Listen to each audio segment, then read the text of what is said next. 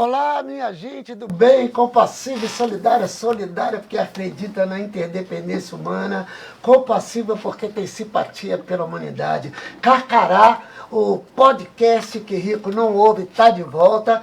E hoje nós temos aqui, né, eu e o Edmundo temos uma companhia que, além de ser uma pessoa muito bacana, maravilhosa, um amigo, é uma pessoa que luta muito pela tributação, boa que o Brasil precisa, e nós vamos conversar sobre isso, sobre o que é tributação, impostos, tributação das grandes fortunas e mais um monte de assunto. Então, muito obrigado, Chico César, por estar aqui com a gente. Eu agradeço muitíssimo essa oportunidade, agradeço ao Edmundo, né? E vamos fazer uma prosa boa aqui, vamos trocar muitas experiências aqui, né? Tudo bem, Edmundo? Ciência, a arte e a burocracia da tributação. A gente hoje precisa saber por que o Brasil é tão injusto, inclusive na questão fiscal, que é uma das principais, não é isso? É isso, né? Chico, antes de qualquer coisa, para quem está nos assistindo, o que é tributação? O que é imposto? Bom, o imposto, ou os tributos, vamos dizer assim, né, que envolve tanto o imposto quanto a contribuição, é o preço, né, repassado à sociedade para que a gente tenha uma vida em comunidade, para que a sociedade tenha suas políticas públicas e para que a gente tenha um desenvolvimento, para que a gente possa ter inclusão, para que a gente possa ter pessoas, né, educação, saúde, segurança, enfim, para que a gente tenha os instrumentos que uma Constituição como a nossa, de 1988, considerada a Constituição Cidadã, pactuou com a sociedade. Né? O Brasil cobra muitos impostos, como a gente vê falar na imprensa, geralmente fala assim, não, o Estado é muito pesado, cobra muito no Brasil. Pelo que eu tenho acompanhado, eu não entendo muito. Me parece que não. Você acha que o Brasil cobra muito imposto? Não, na realidade, o Brasil está em torno de 33% a 34% do PIB, né, a tributação, mas ela é bem aquém do que os países da OCDE, países mais desenvolvidos, né? E o que se diz é que se tem muita tributação no Brasil, na realidade existe um peso para aqueles que suportam maior a carga, né, que está muito concentrada no consumo, e isso é disforme em relação àqueles que têm riquezas, finanças e tal. Na realidade, a carga tributária no Brasil, ela não é alta para o estado de bem-estar social que a Constituição determinou. Aliás, ela está aquém, né? E o que nós precisamos fazer é alguns ajustes para tirar o peso daqueles que não suportam mais este peso e passar para aqueles que têm efetivamente a capacidade contributiva que está lá no artigo 145, parágrafo 1º da Constituição Federal. Eu vi uma vez uma palestra em que uma pessoa do Sindifisco falava que o Brasil é o 15º em quantidades de imposto em relação a essa escala de quantidade que se paga. Mas a gente também tem algumas informações que depois a gente podia checar com você, que, por exemplo, diferentemente das pessoas que moram na cidade, que pagam um IPTU geralmente bem calibrado, bem caro, o pessoal que tem terra nesse país não paga imposto, o tal do imposto territorial rural. É verdade isso? O imposto territorial rural, ele tem uma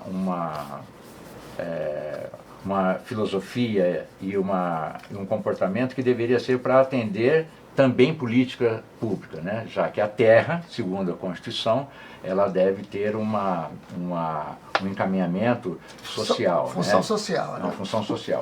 O que ocorre é que o ITR, ele é uma parte de proprietários no Brasil que realmente hoje, através desse grande movimento, né, de quem tem patrimônio e o mundo financeiro sob o mesmo guarda-sol, vamos dizer assim, quem detém o poder econômico detém, inclusive, a capacidade de fazer a legislação e de dizer quanto vai pagar e se vai pagar. O ITR, por muito tempo, ele foi considerado como um imposto R$10.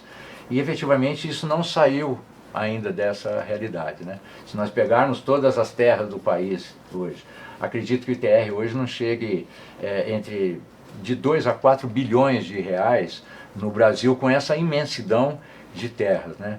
E isso efetivamente não deve chegar nem a 50% de capitais como São Paulo, Rio de Janeiro, Belo Horizonte do IPTU, né? Então terras no Brasil inteiro pagam muito menos em termos financeiros, há uma tributação muito inferior àquilo que se paga de IPTU na cidade, né, nos centros urbanos. Isso é decorrente do lobby, que é da bancada ruralista, né? Porque quem tem o poder econômico acaba bancando deputados para ir ao Congresso defender seus interesses. É resultado disso? Isso é também resultado disso, mas isso é resultado da deformação que a nossa Constituição de 88 sofre desde os primeiros momentos, desde a promulgação, né? Ela foi, Constituição de 88, promulgada em outubro de 88, e já 2 meses depois o governo Sarney eliminou a alíquota de imposto de renda de 45%, que era a alíquota marginal, a maior alíquota, né? Já baixou para 25%. Ali, naquele movimento, em termos de tributação, é o que a gente estuda, começou já a se fazer, a dizer assim, que aquele estado de bem-estar social não seria possível, né, no Brasil. E ali todos, o capital e o mundo financeiro e o poder econômico já começaram a reagir contra a Constituição.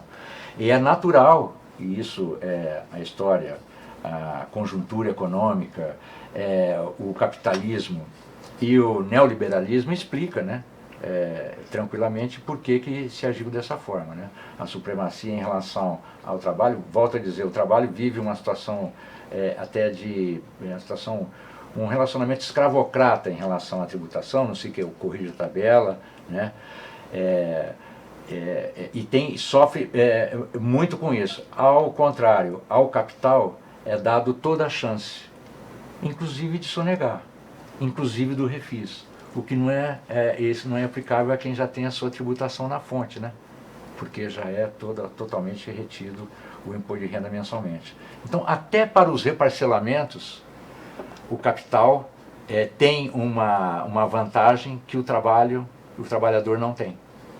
Essa relação em ter rendimentos isentos, em ter uma tributação sobre terra do imposto considerado R$10, né? E você ter uma tributação hoje com uma faixa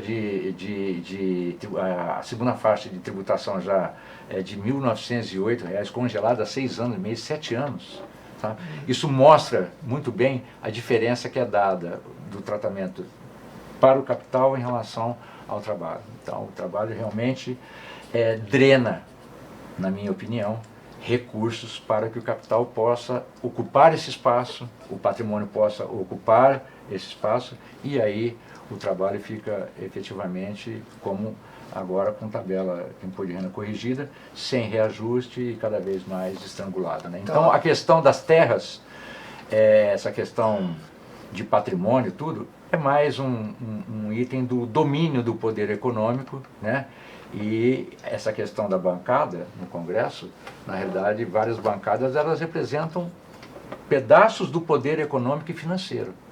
E aí os trabalhadores precisam se organizar para poder tentar equilibrar minimamente, né? Tentar fazer um debate onde eles sejam ouvidos, né?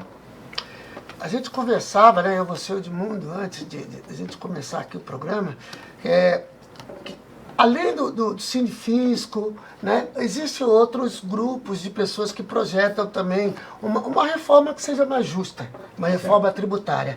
Explica pra gente o que é a reforma solidária que vocês estão propondo para o Brasil. Bom, Márcio, em 2018, um grupo de 44, 45, entre auditores, pesquisadores, mestrandos, doutorandos e pessoas ligadas, advogados ligadas ao mundo da tributação, se reuniram em São Paulo, junto com a FENAFISCO, a ANFIP e outras entidades, e nós tivemos, e eu trouxe para vocês a coletânea, né, são 3 livros, um deles que dá um quadro geral, são 800 páginas. Foi feito um trabalho muito interessante. Vieram tributaristas de todos os continentes, né? E nesse aspecto, esse trabalho ele teve uma repercussão muito boa. Acontece que por ele ser tão abrangente e por ele fazer tantas críticas, né, e ir tão a fundo a vários pontos, evidentemente que gerou muitas polêmicas sobre esse trabalho. Então, o que aconteceu depois desse trabalho, a Reforma Tributária Solidária?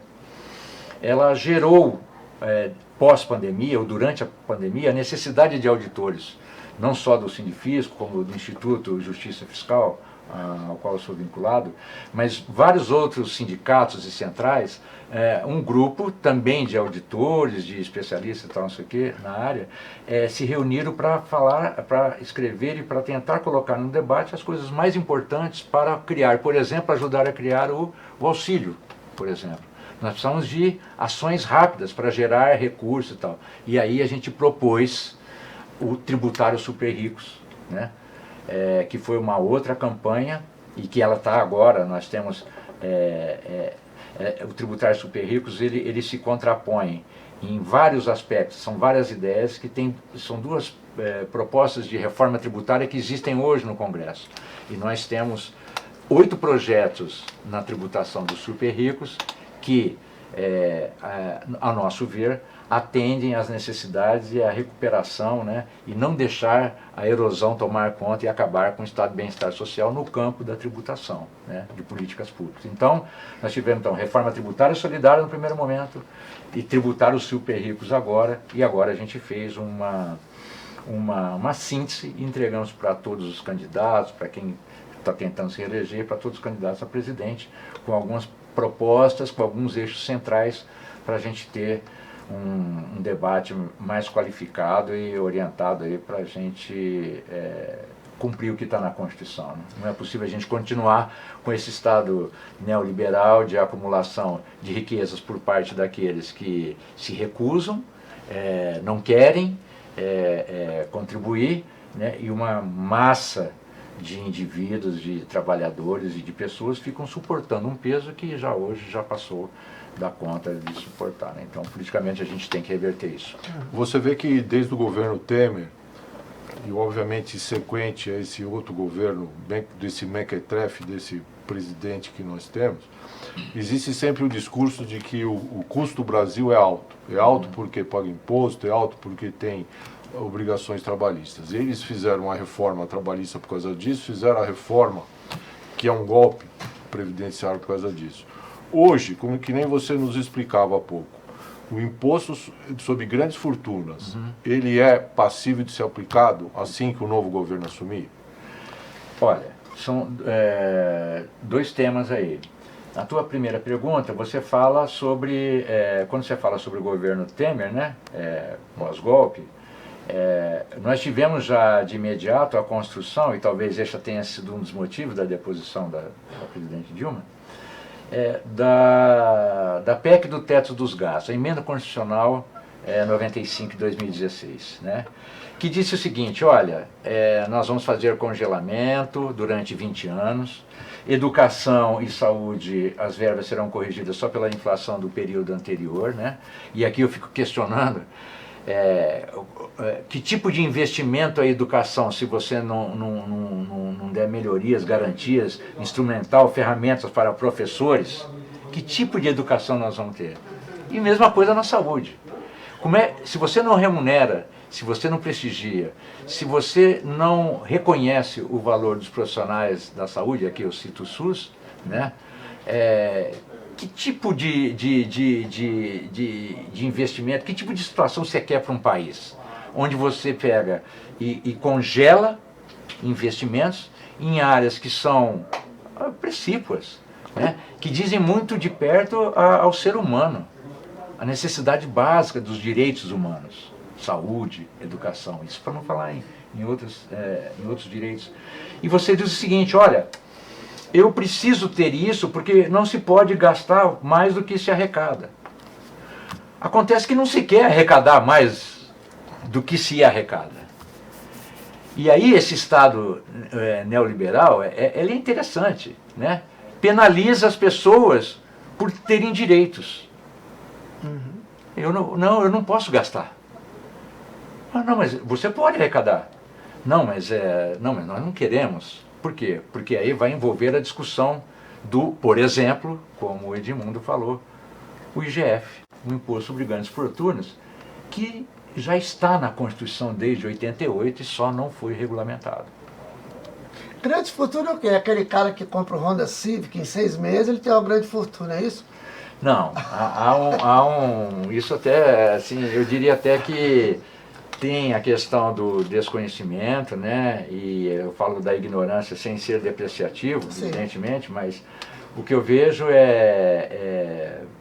faz parte até do anedotário. Mas eu diria o seguinte, no projeto que a gente desenhou, que nós colocamos, e isso está não só na reforma tributária solidária, está na tributação dos super ricos. A primeira alíquota, por exemplo, que nós aplicaríamos é para estoque de riqueza, patrimônio acima de 10 milhões de reais, uma alíquota de 0,5%. A segunda alíquota que seria aplicada para esse IGF seria para patrimônio acima de 40 milhões de reais, de 1% alíquota. E a terceira alíquota de 1,5% para patrimônios acima de 80 milhões de reais. As estimativas que nós temos aqui é que somente com isso, né, nós teríamos aqui, por exemplo, uma arrecadação, eu vou só pedir permissão aqui para vocês, de 40 bilhões de reais ano. Mas nós estamos falando de 0,5% sobre 10 milhões. 1% sobre 40 e 1,5% sobre 80. E nós temos 315, segundo consta aqui atualmente, 315 lista Forbes no Brasil. O que é a lista Forbes? Isso é um conjunto dos contribuintes bilionários, né? Onde essa revista ela publica quem caiu, quem subiu e tal, não sei o quê, mas a pandemia no Brasil, por exemplo, gerou mais bilionários, né? E esse pessoal tem um potencial, tem um estoque de riquezas que, se nós já estivéssemos aplicando isso, respeitando a Constituição, o estado de bem-estar social que nós contratamos, né, nós já teríamos muitas mazelas no país já resolvidas, né?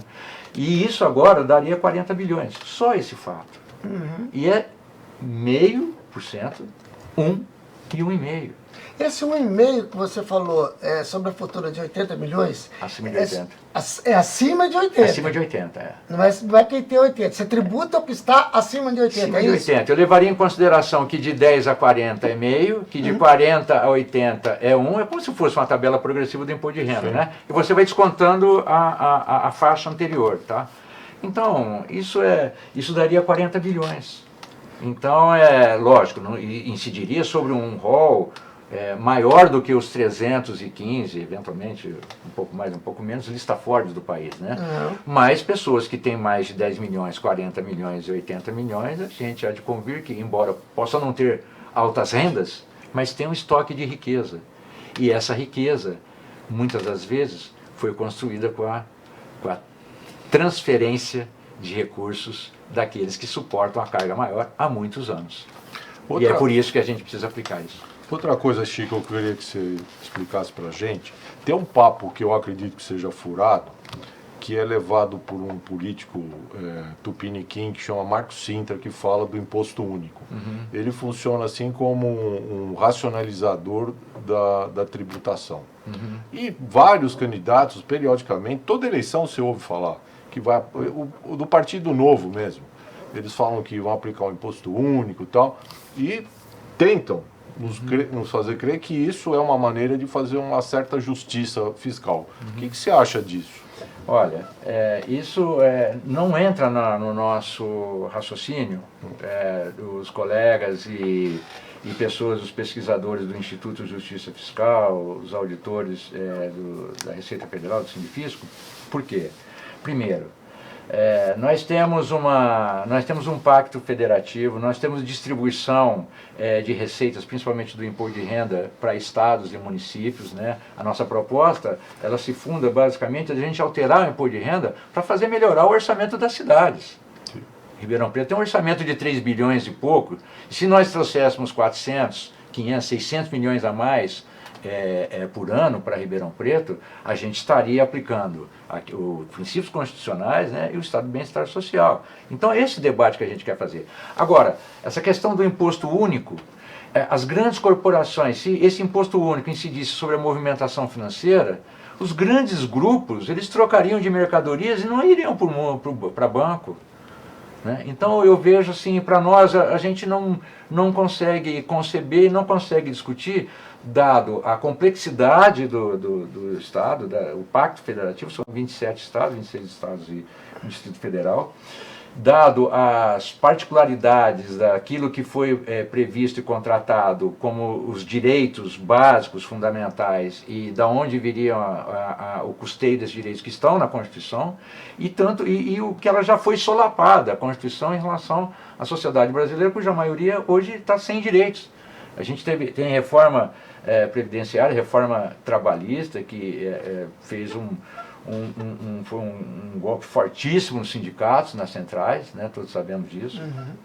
E não nos parece, eu não saberia dizer qual alíquota que o professor Marcos Cinta propõe, mas se ele propuser, e se isso virar alíquota, se um dia um imposto desse fosse viável, eu não tenho dúvida que as grandes corporações, os grandes grupos se safariam disso, fazendo trocas de ativos, fazendo troca de fundos de investimento, tornando-se meios de pagamento, fazendo troca de mercadoria para não pagar o imposto.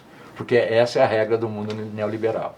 Quem tem poder econômico e o poder financeiro vai fazer de tudo para não pagar. Essa é a tese. Eu queria dar um toque para quem está nos assistindo, para aproveitar, dar um like aí, compartilhar, e quem quiser colaborar para que nós consigamos manter essa estrutura. O Pix está aí embaixo aí também, quem puder colaborar com qualquer valor, tá bom? Muito obrigado pela audiência de vocês. Ô Chico, eu queria que você explicasse para a gente, eu sempre ouço que o pobre paga mais imposto do que o rico no Brasil. Isso aparentemente é um paradoxo, mas tem fundamento. Explica melhor para a gente por que o pobre paga mais imposto do que o rico. A maior tributação, Márcio, que incide no Brasil, por conta da deformação do sistema tributário, que é uma proposta que a gente está trazendo agora para que seja modificado, com ênfase no imposto de renda, a maior deformação é que os tributos indiretos, eles assumem um percentual na carga tributária brasileira em torno de 51%, 52%. Ou seja, as contribuições, elas pesam mais do que os impostos. E isso altera o preço no consumo. Então, uma pessoa que ganha pouco, ela gasta, às vezes, mais do que ela recebe, mais do que tudo que ela recebe, porque ela tem, às vezes, um auxílio, porque é parte daquilo que ela ganha de algum benefício. Então, fora do salário, tem gente que gasta mais de 100% de carga tributária. Por quê? Porque ela só consegue consumir, ela não consegue poupar. Ela não consegue comprar um imóvel, ela não consegue comprar um outro bem. E ela só vive para aquele consumo. E quem ganha pouco tem uma carga tributária maior do que quem ganha mais. Então, se você comparar pessoas da classe média, ricos, milionários, bilionários, na compra de um produto, eles estarão pagando no consumo o mesmo piso, o mesmo COFINS do que a pessoa de 2 salários mínimos está pagando. E aí nós consideramos que a carga tributária no Brasil, ela é regressiva. E aí nós precisamos mudar esse eixo. Nós precisamos pegar o imposto direto, aí vem um pouco da grande fortuna, o imposto sobre as altas rendas, o imposto de renda mais escalonado, com uma alíquota de 35%, 40%, 45%, para desonerar até 3, 4 salários mínimos de quem está nas primeiras faixas, porque se você deixar ele sem tributação, ele vai consumir mais. E a arrecadação também, por sua vez, ela tende a crescer. Então nós precisamos ter a coragem, né? E eu espero que o próximo governo tenha essa coragem, de fazer esse debate e e começaram a reagir para valer e dizer o seguinte: olha, nós não podemos admitir que o estado de bem-estar social ele não se cumpre quando você tem uma tributação sobre o consumo, quando lá na Constituição diz que sempre que possível a capacidade contributiva tem que ser aplicada a cada indivíduo de forma individual, tal, isso aqui. E eu só posso aplicar isso se eu for para o tributo direto. Se eu ficar no tributo indireto, eu vou continuar penalizando e nós vamos continuar patinando e perdendo décadas e décadas com essa situação, que é esdrúxula, né, tributária. Os mais pobres pagam mais que os ricos. Eu posso certamente explicar de uma maneira mais simples, bem simplista até, do que você falou. O pobre paga mais porque ele está no maior número. Então, vou fazer só uma comparação. Eu ganho um salário mínimo, você ganha 50 mil reais por mês. Tá. Quando nós vamos comprar 12 quilos de feijão, eu pago o mesmo imposto que você. Sim, E você ganha muito mais. eu ganho muito mais. Eu Então, posso pra mim, explicar por aí também? É isso. Tá. Né? Então, quem ganha um salário mínimo, 2 salários mínimos, o consumo dele, de cesta básica, por exemplo, todo o imposto que ele está pagando, ele não está pagando imposto de renda. Lógico que ele está pagando o imposto de renda ou a contribuição social sobre o lucro líquido da pessoa jurídica que embutiu no preço daquele produto um determinado valor. Porque as pessoas jurídicas precisam de lucro, que não é tributado e que nós precisamos tributar.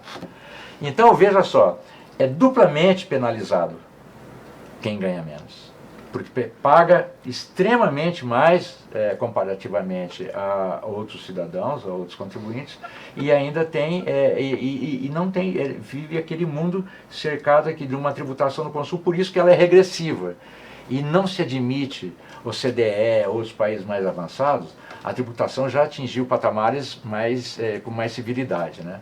E nós estamos extremamente atrasados e a gente precisa progredir nisso. Explica pra gente assim de uma maneira fácil, o que é um imposto progressivo? O imposto progressivo na medida que quem ganha mais, paga mais. Tá. Então, o camarada que o contribuinte ganhou 50 mil reais. Na proposta que nós estamos trazendo, né, nós queremos, hoje nós estamos com uma alíquota de 27,5, a maior, a alíquota marginal mais alta da tabela de imposto de renda é 27,5. Então, se eu desonero a primeira faixa até 3 mínimos, e vamos supor que o mínimo vá ao ano que vem, com o novo governo, que a gente espera, a R$ 4.500, por exemplo. R$ 4.500 de faixa de isenção, comparativamente agora a 1.908, há um ganho. Né? Milhões de brasileiros deixarão de entregar a declaração de imposto de renda porque estarão no limite de isenção. Né? E aqueles que ganham mais, por exemplo, nós temos uma proposta de tributar as altas rendas. As altas rendas, além do imposto retido na fonte dele, na tabela progressiva, ele está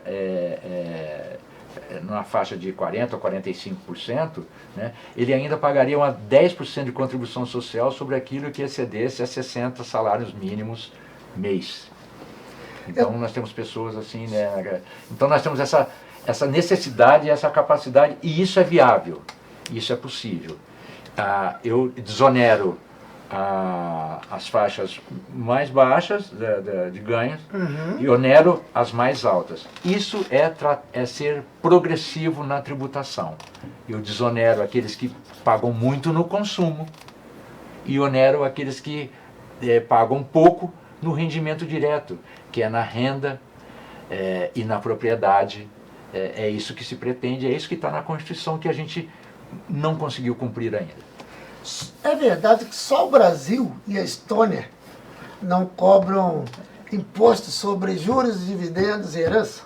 Na realidade, a herança, há tributação na herança no ITCD, no ITCMD, né, que é o Imposto sobre Transmissão, Causa Mortes e Doações. Né? Tá. No caso lucros e dividendos, o Brasil, então, faz par aí com a Estônia e não tributa. Tá. Os demais países tributam a distribuição de lucros. Só para quem está vendo a gente entender bacana, o que é isso? Não tributar lucros e dividendos. Quer dizer, o cara tem uma empresa, Isso. né? Ali tem o lucro da empresa, a empresa paga imposto, mas tem o lucro dele, pessoal. Certo. É esse lucro que não é tributado? A rigor é o seguinte, são duas situações que foram criadas na década de 90 no governo FHC. Né? através de uma reforma tributária sem precisar do Congresso, precisando do Congresso apenas o Congresso referendar, e aí as grandes corporações, cuja maioria são de empresários, aprovou tranquilamente. Não tributar o lucro, porque a tese do secretário à época é que se teria uma dupla tributação. Não há dupla tributação, né? Dizer o seguinte, olha, eu tenho um determinado lucro. Se você falasse assim, poderia até pensar, eu tenho um lucro que eu vou reinvestir na empresa. Até admitamos que aí a gente, vamos ver se nós vamos tributar ou não. Agora, o lucro que o cidadão coloca na tua conta bancária para comprar um avião, um jet ski, um helicóptero que não pague PVA, ou um barco, né? Aí não, né? Aí não dá certo. Então nós estamos passando por essa, vamos dizer assim, esse lero-lero aí faz muito tempo. E nós estamos num momento que nós precisamos, isso precisa ser tributado, e pode haver regras de transição onde o investimento no trabalho e no aprimoramento dos trabalhadores possa ser, uma parte dessa pode não ser tributável. E tem outra aberração, juros sobre capital próprio, né? Que é o capital do empresário aplicado na empresa. Isso geraria, segundo a tese, um determinado juro. Esses juros, o proprietário recebe esses juros e é tributado só a 15%, diferentemente do trabalho, que já é tributado a 27,5%, né? Um pouco mais hoje, de 4.400 e poucos reais aí. Então, o mundo para o trabalho, para o trabalhador, é extremamente injusto em nível de tributação, e extremamente liberal e permissível, né, e à vontade para o capital e o poder econômico. Chico, tem outra coisa também que é muito sofisticada aqui. Nos países capitalistas, principalmente nos Estados Unidos, quando um grande milionário morre, a herança dele é tributada em até 80%.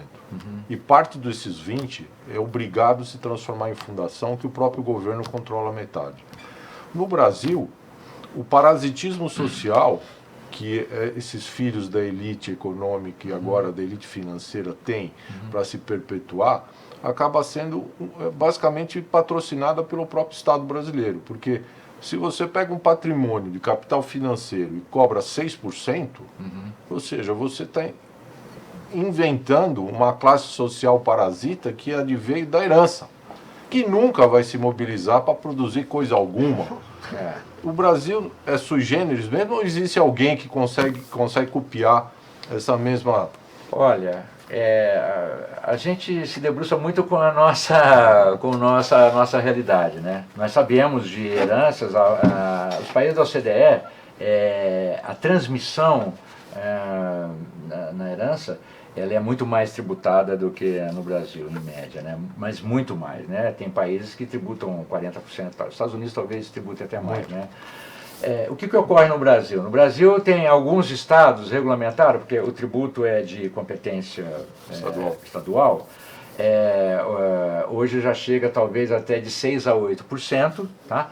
Mas no estado de São Paulo me parece que ainda permanece em 4%, 4%, se não me engano. Há casos, né, onde você vê, por exemplo, que esse mundo financeiro, que a gente lembra até daquela expressão da meritocracia, né?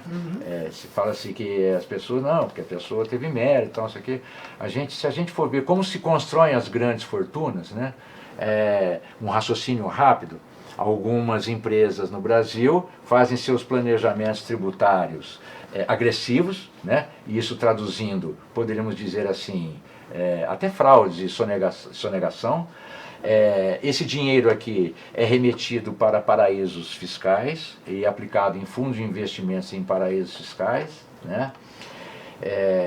Depois retorna ao Brasil, compõe carteiras de fundos de investimentos no Brasil, e tem alguns fundos de investimentos que são, embora tenha um condomínio de investimentos, mas o fundo é unipessoal, é de um único CPF. E como é que funciona a blindagem patrimonial? O dinheiro que saiu para fora e volta, e que é aplicado lá fora, e volta para ser aplicado aqui, a Receita Federal, eu acredito que esteja batendo cabeça, né, quanto à questão da tributação, porque na época do Temer haveria uma medida provisória a ser votada sobre comicotas. A cada março e novembro haveria uma retenção na fonte. O Congresso não votou. O Congresso não votou e a CVM acaba legislando e as instituições financeiras acabam legislando e aí criam-se fundos individuais, unipessoais, para que eu quero aplicar aquele dinheiro que está vindo de fora, aqui no Brasil, fundos multimercado com investimentos no exterior. Por quantos anos? Há 20 anos. E durante 20 anos não se paga o imposto, aquelas cotas vão crescendo e tal. E aí eu pego a Constituição e vejo o trabalho assalariado e me pergunto, olha, eu pago imposto todo mês. E aí o mundo financeiro permite que uma pessoa opte por não pagar imposto e pagar quando quiser. Não pagar imposto, não cumprir a Constituição brasileira, não cumprir a capacidade contributiva e pagar quando quiser. E mais, se ela vem a falecer, na transferência patrimonial, seus herdeiros podem optar também por não pagar. Mantendo as cotas originais do jeito que herdaram, e por mais 10 anos, por mais 20 anos. Isso, na minha opinião, precisa mudar. E a gente precisa ter esse debate, nós precisamos de um outro olhar em termos de tributação, porque não é possível a pessoa escolher dizer assim, eu não vou pagar imposto, e o dia que tiver a pagar imposto vai ser daqui a 20 anos. Isso para mim é surreal.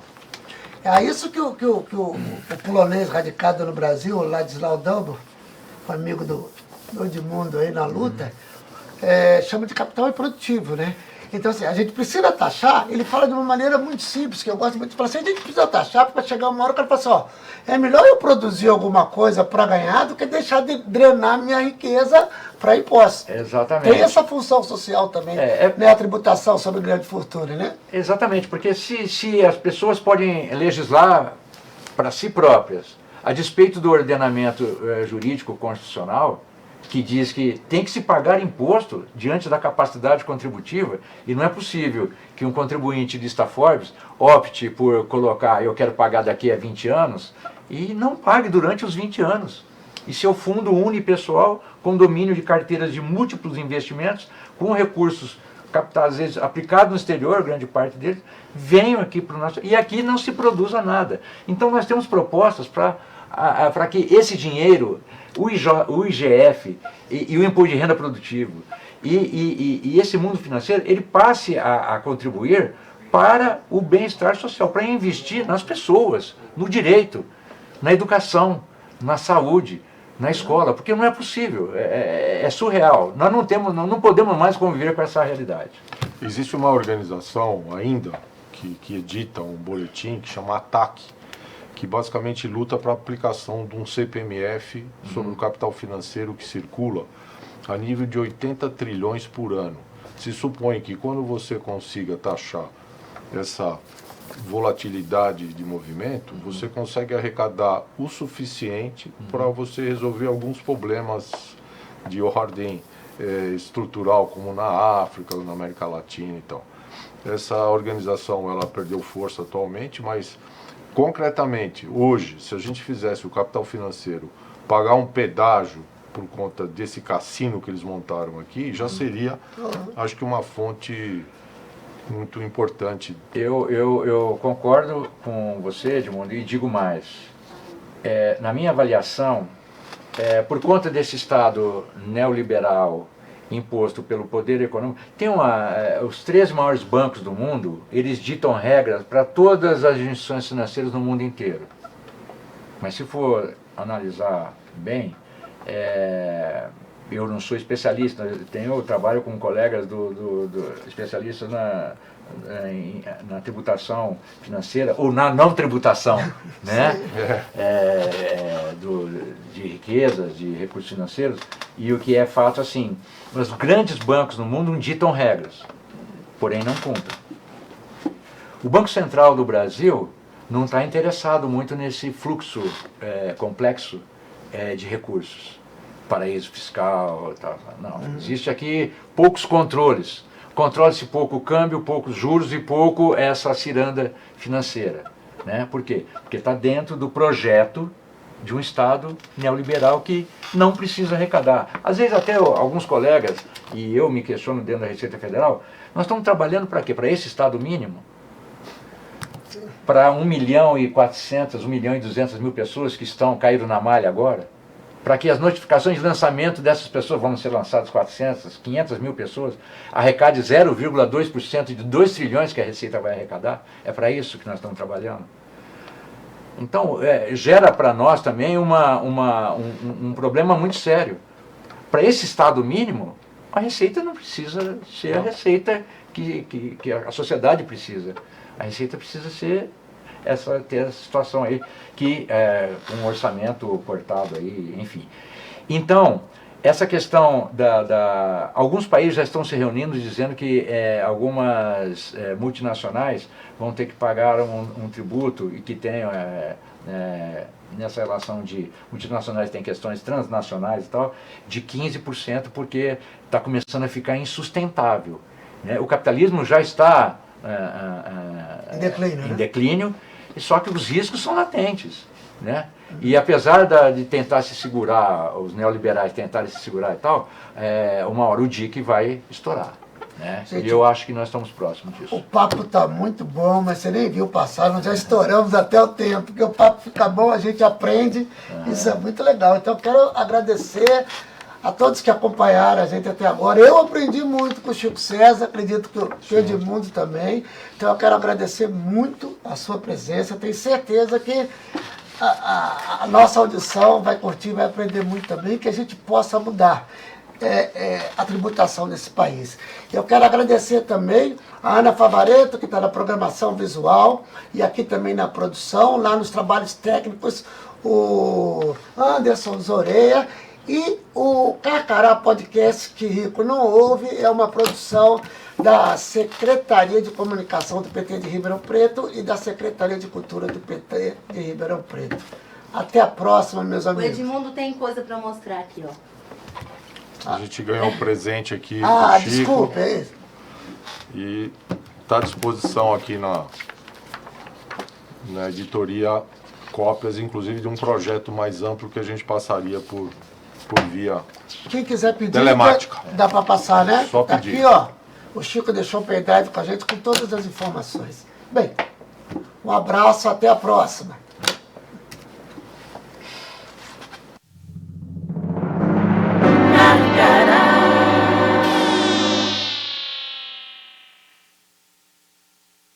Você sabe, na hora em que precisa, é com o PT que você pode contar.